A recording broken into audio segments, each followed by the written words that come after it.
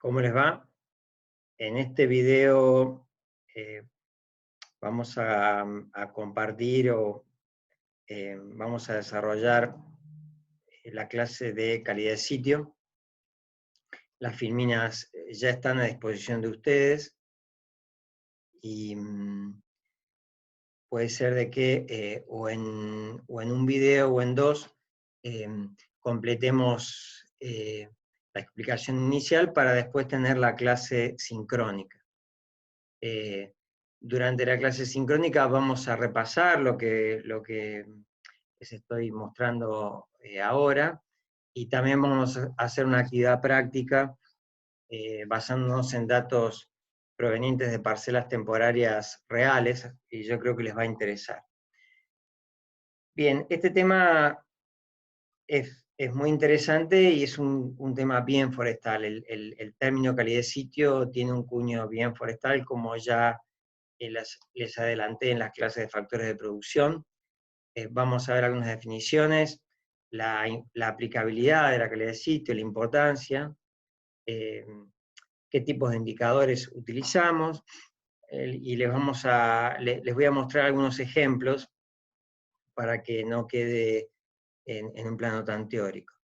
Como les digo, en la clase sincrónica vamos además a hacer una actividad basado en datos de parcelas de Eucalyptus globulus en el sudeste de Buenos Aires.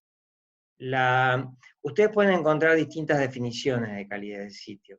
Yo en esta filmina les muestro dos, y son dos muy utilizadas, pero que a los fines de lo que la cátedra considera son incompletas. Fíjense que Clutter, por ejemplo, define calidad de sitio como la producción potencial de madera en un sitio para una especie o tipo de bosque, y no menciona el tiempo, sí la especie. Mientras que Daniel y Davis hablan de la máxima cosecha de madera que se puede producir en un bosque en un tiempo determinado, pero no habla de la especie explícitamente. Entonces, nosotros en la cátedra hacemos una síntesis de estas dos y entendemos que el término calidad de sitio efectivamente alude a la producción potencial o máxima del producto que nosotros queramos producir. Normalmente es madera, pero pueden ser otros productos no madereros, en un lugar determinado, para una especie determinada y en un periodo de tiempo acotado. Es decir, el tiempo, la especie y el lugar juntos hacen a la producción potencial máxima. ¿Por qué es importante la calidad de sitio? Porque se utiliza, el forestal lo utiliza de muchas maneras. Una de las maneras es para evaluar la viabilidad de los proyectos, cuando uno tiene que decidir si es factible, es viable realizar algún proyecto de forestación. Siempre es fundamental contar con la productividad potencial que yo me puedo esperar. Y eso está vinculado a calidad de sitio. En otros casos, cuando la calidad de sitio cambia entre un lugar y otro, puede ser de que el rodal objetivo cambie o que los tratamientos culturales cambien. Esto se está utilizando mucho en el marco de lo que se llama silvicultura sitio específica, y es algo que el trabajo de Raúl Pesutti, que yo les recomendé la clase pasada, desarrolla. Otra utilidad del concepto de calidad de sitio es que, como la definición dice, me está mostrando la potencialidad o el rendimiento potencial que yo puedo obtener. Entonces, para los que manejan rodales y los cosechan, es un dato importante, porque si las cosechas que yo efectivamente logro están cerca de ese máximo potencial, eso habla de que mi manejo es un manejo adecuado. Pero si yo me alejo mucho de esa potencialidad y obtengo rendimientos reales muy inferiores, claramente hay problemas que debo corregir. El concepto de calidad de sitio también está vinculado a través de el término capacidad productiva y lo que significa la capacidad productiva, a la sustentabilidad. Ya lo vamos a ver más adelante, y en parte también lo hemos visto en la clase de factores, que el forestal está interesado en producir en forma sustentable o sostenible. Y eso, entre otras cosas, significa que desde el punto de vista ambiental, yo tengo que idealmente mantener mi capacidad productiva y no deteriorar la capacidad productiva de los sitios. Y la capacidad productiva es un componente de la calidad del sitio, que vamos a ver. Y bueno, otro de los usos tiene que ver con la definición de superficies equiproductivas. Es un concepto que se utiliza en manejo de bosques el año que viene, ustedes lo van a ver. En fin, es un tema muy interesante, y como les digo, el término calidad de sitio es un término bien forestal. Ustedes van a encontrar en la bibliografía, y vamos a ver ejemplos de dos tipos de indicadores directos e indicadores indirectos. El forestal, como ingeniero, que trata de utilizar indicadores cuantitativos, en algunos casos son de tipo directo. ¿Y qué quiere decir que sean indicadores directos? Yo voy a hablar de la calidad del sitio directamente en términos de producto, de rendimiento. Toneladas de madera por hectárea y por año, metros cúbicos de madera por hectárea y por año. Todos los indicadores que aludan a mi producción, a mi rinde en forma directa con las mismas unidades, son indicadores directos. Y los que no lo hagan son indicadores indirectos. Acá en la clase vamos a ver el índice de sitio como un indicador indirecto, y después los métodos de intercepción, el uso de índices vegetacionales y de otros índices ambientales como pueden ser los edáficos. Cuando hablo de indicadores directos, el que todos querríamos tener cuando querríamos proyectar, evaluar, es el indicador histórico de rendimiento. Supongamos que yo tengo definido un lote en particular, un polígono, como solemos definirlo, de terreno. Lo ideal sería contar con un registro histórico de 10, 12, 15 ciclos de producción o turnos, en donde yo he compilado los rendimientos por hectárea y por año, y yo puedo entonces aludir, como digo acá, que este polígono en particular tiene un sitio de 23 toneladas por hectárea año para álamo, y esto significará que es un sitio mejor a otro que sea de 14 toneladas por hectárea año de madera de álamo. Este tipo de registros históricos es muy raro en Sudamérica, no tan raro en Norteamérica, en Canadá, en Estados Unidos, y es bastante frecuente en Europa, en donde puede ser que haya algunos polígonos que vienen cosechándose desde la Edad Media. Entonces estos registros están disponibles. Cuando no están y son más recientes, podemos llegar a tener datos de volumen obtenido en una rotación, por ejemplo. Yo les voy a mostrar más adelante un ejemplo para Eucalyptus grandis. O podemos reconstruir las trayectorias de crecimiento de los rodales a partir de datos de parcelas temporarias. Fíjense, este es un gráfico tomado de Daniel, en donde en abscisas está la edad de las parcelas en años, y en ordenadas el volumen, en este caso en unidades inglesas. Lo que hizo este trabajo fue muestrear parcelas de bosques de picea, de edad conocida, y estimar el volumen en pie. Entonces, cada uno de estas cruces es una parcela, y como tienen distintos rendimientos, distinto volumen y distinta edad, forma esta nube de puntos.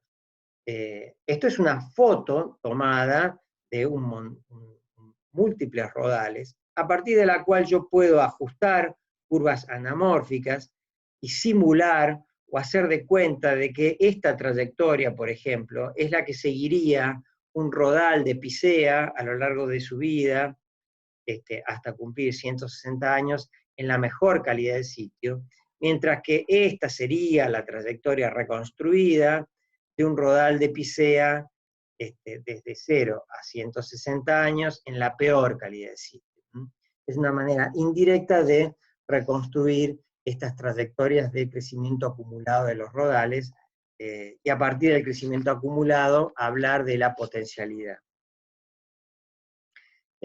Por ejemplo, para el caso de Entre Ríos ya se han hecho algunas mediciones que permiten tener promedios a los 10 años de distintos rendimientos logrados en volumen para distintos tipos de suelos. En general, los suelos que tienen alguna parte del perfil arcillosa o muy arenosa no son buenas calidades de sitio, mientras que los que se llaman mestizos o los rojos profundos sí lo son. Es una manera de expresar la calidad de sitio en términos de volumen y por ende en términos de un indicador directo.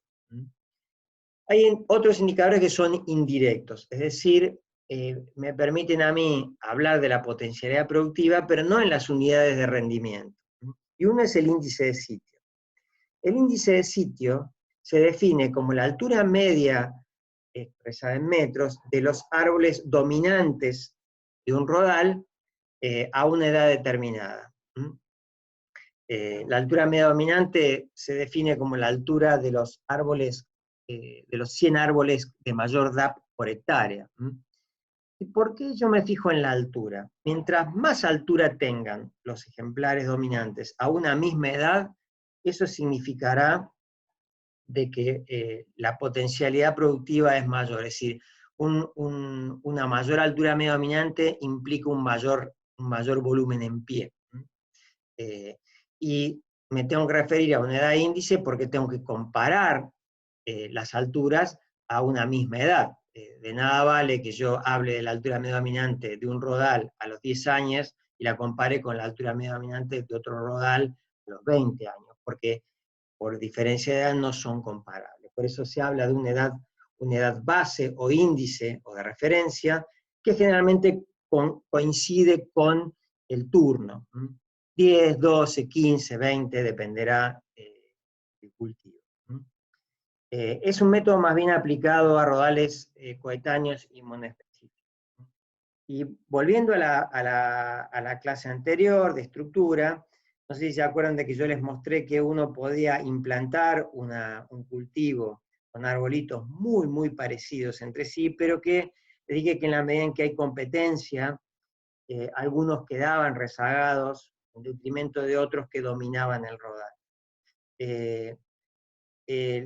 Esto lo traje, este gráfico lo traje para explicar que si nosotros usáramos, en vez de la altura media dominante, la altura media, estaríamos promediando esta altura de los dominantes con la de los intermedios y los oprimidos, y la proporción de intermedios y oprimidos tiene a veces que ver con la densidad y con otras cuestiones como por ejemplo la incidencia de plagas, de heladas.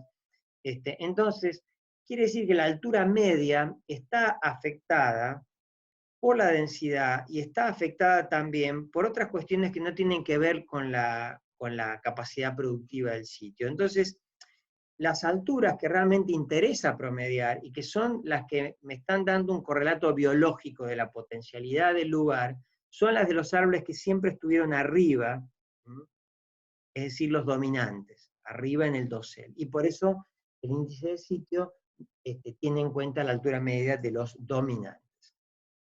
Acá hay un ejemplo de un ajuste de curvas, lo que se llama curvas guías para altura media dominante en Eucalyptus globulus. Ustedes en las abscisas tienen la edad de los rodales, en ordenada tienen la altura media dominante, y estos puntitos son parcelas en donde se ha medido a una edad determinada una altura media dominante. Como ustedes ven, hay para cada edad una dispersión importante de datos. Esto quiere decir de que en cada edad hay distintas calidades de sitio. Y entonces lo que se hace es, con distintos métodos, en este caso es el método de la curva guía, se ajustan estas trayectorias hipotéticas de altura media dominante en función de la edad, que a mí me permiten clasificar distintas calidades de sitio. Por ejemplo, esta curva ejemplifica las mejores calidades de sitio muestreadas en el sudeste de Buenos Aires para Eucalyptus globulus, y esta las peores. Y si yo las referencio como corresponde a una edad índice, esta curva va a ser la curva de índice de sitio 15, porque a 15 años tiene 15 metros de altura media dominante. Mientras que esta que está acá va a ser la curva índice de sitio 35, porque a los 15 años tiene 35 metros de altura media dominante. Por supuesto, las calidades de sitio expresadas por esta altura media dominante son muy superiores a estas. En la actividad práctica vamos a utilizar prácticamente estas ecuaciones en la ejercitación. Algunos ejemplos de uso de índice de sitio para especies en Argentina, por ejemplo, para Pinus elioti en Misiones, se ha medido en sitios malos y para 15 años de edad de referencia o de edad índice, 17 metros de altura media dominante, mientras que en los sitios buenos el índice de sitio es de 25, es decir, 25 metros para una edad de referencia de 15 años.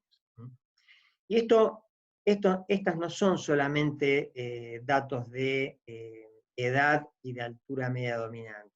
Esto tiene correlato con las condiciones, entre otras, edáficas de desarrollo de los rodales, que yo voy a tratar de ejemplificarles más adelante. En el caso de Álamo, también se han ajustado trayectorias de altura media dominante en relación con la edad, según las distintas calidades de sitio. Acá están ejemplificadas 3 calidades de sitio, que están descritas acá. En el delta y para Álamo es determinante la profundidad efectiva, condicionada por la capa freática. Mientras más cerca está de superficie la capa freática, la profundidad efectiva de enraizamiento es menor y las calidades de sitio son menores. El concepto de profundidad efectiva de enraizamiento, ustedes lo van a escuchar bastante en silvicultura, porque tiene un impacto directo en la calidad de sitio y por ende en la productividad potencial. Además del índice de sitio, hay otros métodos indirectos, incluso que miden alturas, como los métodos de intercepción. Se llama métodos de intercepción porque no miden toda la altura de los ejemplares, sino cierto periodo de incrementos. Se utiliza en especies como la Araucaria angustifolia o Pinus radiata, que tienen por su arquitectura bien definidos los incrementos anuales en altura.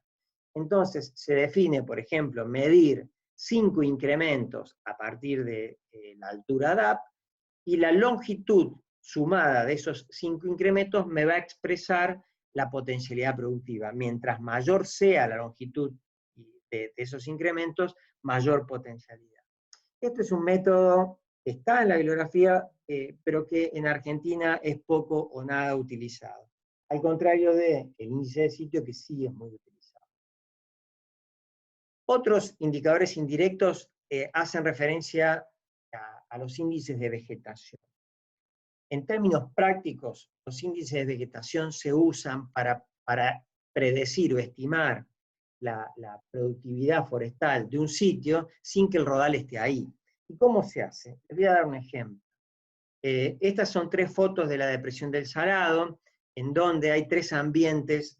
Son todos bajos, inundables, pero son 3 bajos inundables diferentes. En este caso es un bajo inundable sódico, que tiene como especie indicadora a Disticlis, el pelo de chancho. Este es un bajo dulce, o denominado vulgarmente bajo dulce, cuya especie indicadora, entre otras, es Solanum glaucophyllum, que es el duraznillo. Y este es otro bajo dulce, cuya vegetación indicadora es la espadaña o Cisaneopsis bonariensis. Son 3 bajos distintos, este permanece anegado mucho más tiempo, tiene en común con este que ambos son dulces, este tiene parte del año el perfil bien oxigenado, parte del año no, y este si bien se inunda parecido a este y menos que este, tiene sodio en el perfil. Estos tres ambientes pueden ser diagnosticados o predichos a partir de esta vegetación indicadora, y por ejemplo, para un clon de sauce como Salix nigra 4, representan claramente distintas calidades de sitio. Este ambiente para Salix nigra 4 es no apto, este ambiente para Salix nigra 4 es poco apto, y este ambiente es muy apto. Esa es una manera de utilizar los índices de vegetación. Hay otros índices ambientales indirectos, que se llaman ambientales, y que en general lo que utilizan son variables edáficas, es decir, toman información de la cartografía del suelo, por ejemplo la de INTA 1 en 50.000, y a partir de las características del perfil y de los requerimientos de las especies forestales, en los suelos donde las especies forestales crecen bien, regular o mal, basados en esa cartografía y en la descripción de esos perfiles, predicen las calidades del sitio para una especie determinada. Por ejemplo, yo les dejo el link acá para poder leer el trabajo de índice de productividad edáfico propuesto para Eucalyptus globulus. Lo que hizo este autor fue evaluar cuáles eran los suelos buenos, regulares y malos para Eucalyptus globulus, y a partir de la cartografía de INTA, elaborar este mapa para el sudeste de Buenos Aires, dividiendo las unidades cartográficas en no aptas, poco aptas, naranja, aptas verde oscuro y muy aptas verde claro. Entonces, este tipo de abordaje indirecto tiene cierta utilidad porque permite hacer un estudio regional de la aptitud para una especie, en este caso Globulus, cuando se conoce poco o se tiene pocos rodales en la región, pero uno de los problemas que tiene es que al ser unidades cartográficas con una escala relativamente chica, lo que ocurre es que la variación ambiental que ocurre en el terreno no es adecuadamente captada por el detalle de esa escala. Acá, por ejemplo, estamos sacando fotos en el sudeste de Buenos Aires a un rodal de Eucalyptus globulus, cuyo interior muestra una estructura acorde con un rodal bien desarrollado, es decir, una buena calidad de sitio, y a 20 metros de este lugar hay un claro en el bosque que ha sido provocado por la mortandad de los árboles, aunque parezca mentira, todo esto fue forestado, y los pocos árboles que crecieron muy mal porque hay afloramiento de tosca, quiere decir que en una escala de paisaje muy chica, hay una variación tan grande en calidad de sitio que no puede ser captada por la cartografía 1 en 50.000. Y acá hay otro ejemplo más, en donde tenemos este rodal, que es este que está acá, con muy buen desarrollo, y a los 10 metros hay una variación de cota de no más de 20-25 centímetros, que provoca acumulación de agua y sodicidad, en donde todos los árboles murieron.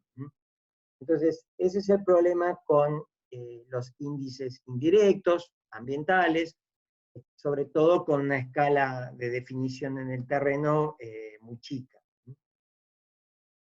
Yo acá les voy a dejar esta filmina y la que sigue, en donde están las ventajas y desventajas desarrolladas para cada uno de estos indicadores, ya sea directos o indirectos. Ahora, veamos qué es lo que significa esto en la realidad, en el terreno, cuando uno está cultivando, cosechando y observando cómo los rodales responden a las diferencias de calidad. Yo acá les muestro a partir de algunas filminas y videos cómo es que uno visualiza en el campo estas cosas, y para que vean que no son solamente índices o cuestiones teóricas. Acá Les vuelvo a mostrar esta foto de un rodal de álamo en la pampa húmeda que está siendo cosechado. En esta calle que abrió el harvester, se produjo la cosecha mecanizada, y el harvester lo que hace es cosechar árbol a árbol y generar pilas de trozas. No todo el árbol es útil. Las ramas y los despuntes, cuyo diámetro en punta fina son inferiores a 7,5 centímetros, se dejan en el terreno, son estos residuos que se ven acá, y acá está la acumulación de trozas que responden a las dimensiones requeridas por la industria. Acá están las plumas cargando el acoplado, el camión que va a ir a planta, y por supuesto al camión lo esperan allá en la planta industrial para pesar la carga. Quiere decir de que a mí como productor, una de las cosas que me interesa es obtener la mayor cantidad de toneladas por hectárea útiles. Ahora, ¿cómo es que árbol a árbol se va obteniendo ese rendimiento? Por supuesto, mientras más alto es el árbol, y más gordo, por decirlo en términos vulgares, mayor tonelaje habrá de madera. Ahora, fíjense cómo se ve eso en el proceso de cosecha. A ver si me video. El harvester está cosechando, apeó el árbol y lo está trozando, mientras que el cabezal está midiendo punta gruesa y punta fina. Fíjense incluso ahora que por un problema de ramificación traba, eso le genera ya un problema porque se cuela una rama que le impide medir correctamente, pero bueno, sigue obteniendo trozas cuyo diámetro se supone que es apto para industria. Quiere decir de que mientras más trozas útiles logre por árbol, mayor tonelaje voy a obtener, mayor rinde va a ser. Quiere decir que los árboles más altos tienen más posibilidades de tener estas trozas útiles. Y si ustedes imaginan de que en promedio, quizá entre una calidad de sitio y otra, por cada árbol yo obtengo una troza más, eso significará que multiplicado por 900.000 árboles por hectárea puedo obtener un número considerable de trozas adicionales. Ahora, en el terreno, ¿cómo uno ve estas diferencias? Acá, por ejemplo, estos muchachos están plantando estacas con una barreta hidráulica, y muchas veces la barreta no progresa porque encuentran tosca. La tosca cerca de la superficie limita la profundidad de enraizamiento y genera estos árboles más petizos. Cuando la tosca está más profunda, se generan estos árboles más altos. Las masas de álamo, por ejemplo, que son clonales, en donde la genética es idéntica y la fecha de plantación es la misma, son una oportunidad ideal para observar diferencias en calidad de sitio. Acá hay otra masa, otro rodal clonal de álamo, en donde se ve una merma en la altura, producto de que el terreno baja hacia una laguna. Acá generalmente hay problemas con la freática, problemas con sodio y sales, y esta calidad de sitio es inferior a esta. Y es probable que al turno estos árboles produzcan una troza menos cada uno que estos, y ahí se explica el rendimiento. Muchas veces en esos bordes de laguna hay problemas de sodicidad, de salinidad, que genera estos síntomas, árboles que están creciendo enfermos y que van a ser más petizos. Mientras que cuando yo no tengo impedancias al enraizamiento en profundidad, las plantas pueden explorar con sus raíces una mayor profundidad y mayor volumen de perfil, lo cual significa más agua y más nutrientes a disposición. Esto muchas veces se ve también con imágenes satelitales. Esta es una imagen de Google Earth tomada de un rodal, de un establecimiento forestal en pampa húmeda plantado con álamos. Fíjense que si yo hago zoom a este lote, que fue implantado con la misma genética clonal en el mismo periodo, cada uno de estos puntos es una copa de un árbol, y ustedes fíjense cómo en ciertos lugares el canopeo es más claro, el canopeo es más ralo, y todos estos lugares significan una diferente calidad de sitio, a diferencia de estos que son calidad de sitio mejores, donde seguramente hay mayor volumen en pie, hay mayor área basal. Bueno, antes de avanzar sobre otros temas, yo quiero presentarles este gráfico para que empecemos a hablar en lo que aparentemente es un trabalenguas, pero que no lo es tal, y trae a colación definiciones importantes, no solamente respecto de calidad de sitio, sino de tratamientos culturales. Es un gráfico que yo tomé de este autor, en donde él representa en abscisas una capacidad productiva del sitio cada vez mayor y en ordenadas una productividad cada vez mayor. ¿Qué significa capacidad productiva mayor? La capacidad productiva, como vimos en la clase pasada, alude a los recursos productivos vegetales de un ambiente. Disponibilidad de agua, de macro y micronutrientes, radiación, marcha térmica.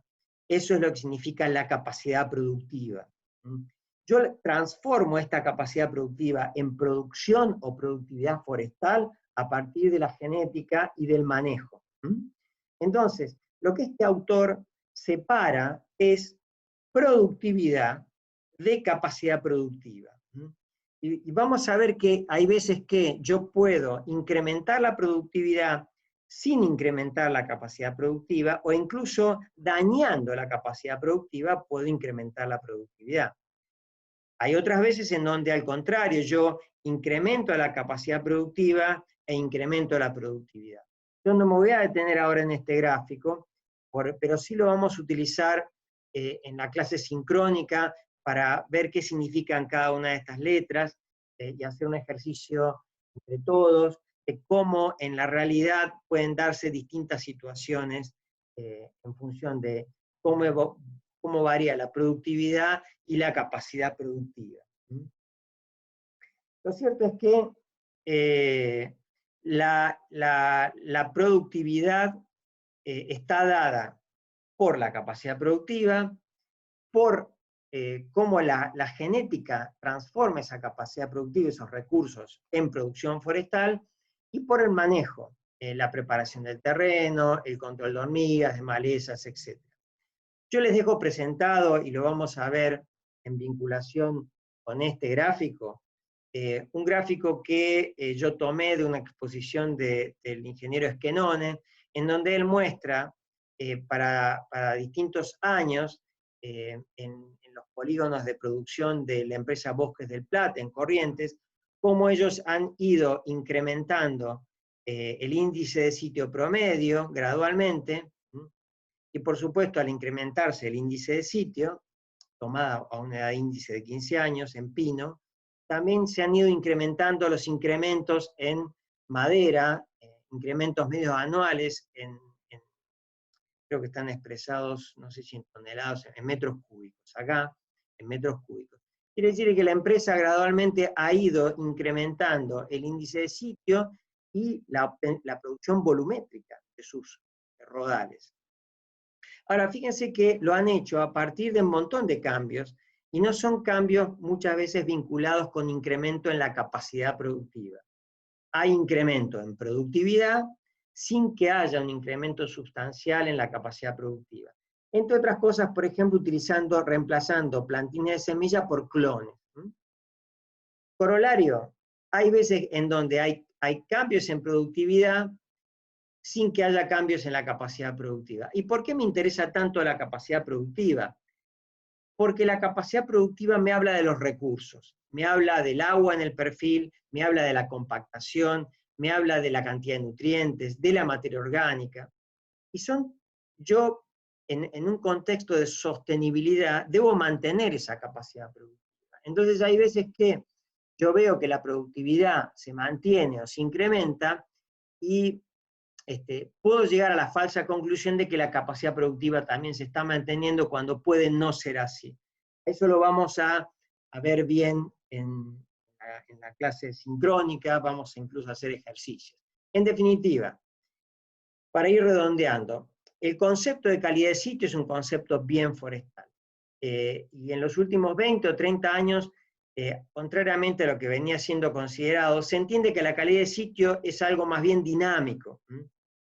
Quiere decir de que en sucesivas rotaciones yo puedo mejorar, mantener o empeorar la calidad de sitio. ¿Y cómo mido la calidad de sitio? Bueno, la mido a través del rendimiento.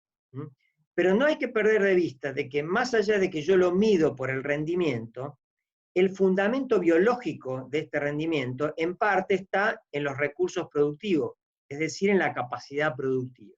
Y acá está metida la fertilidad física y química de los suelos. Entonces, como este rendimiento no solo depende de la capacidad productiva, sino también de la genética, cuidado con que a veces cambiamos de genética, en el ejemplo anterior, un plantín seminal por un clon, y tenemos un incremento en la producción que no necesariamente significa que hemos incrementado la fertilidad físico-química del suelo. ¿tá? Entonces, para mantener la productividad en términos de que sea una productividad sustentable, tenemos que fijarnos no solo en lo que producimos, en la cantidad de lo que producimos, sino en cómo están los indicadores de capacidad productiva. Vuelvo a repetir, materia orgánica, contenido de macro y micronutrientes, compactación del suelo, etc. Bien, les dejo links con dos ejemplos de índices de sitio para pino ponderosa en Patagonia y Eucalyptus grandis, y con esto yo estaría redondeando para dejarles después un breve video explicativo de la actividad práctica que vamos a hacer.